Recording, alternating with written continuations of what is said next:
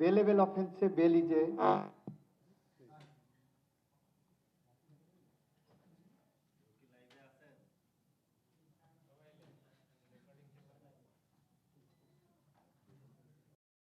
কাস্টডিতে পাঠাতেন তাহলে বলতো যে আমরা প্রিপারেশন করছি।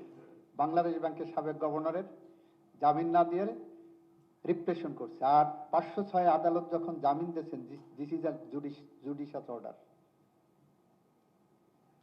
কয়েকদিন আগে আমার সামনে একজন জজের বিরুদ্ধে ফাইল আসলো যে সে একজনকে জামিন দিয়েছে,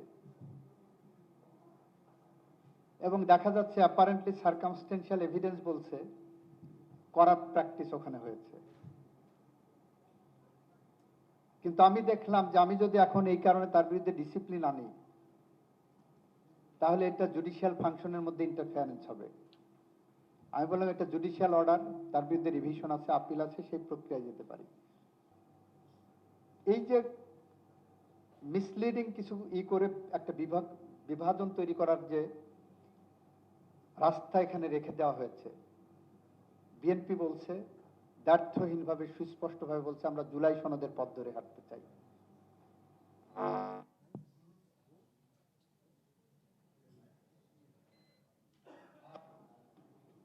সেইটা হাঁটতে চাই বলে আমরা সেভাবে এগিয়ে যাচ্ছি।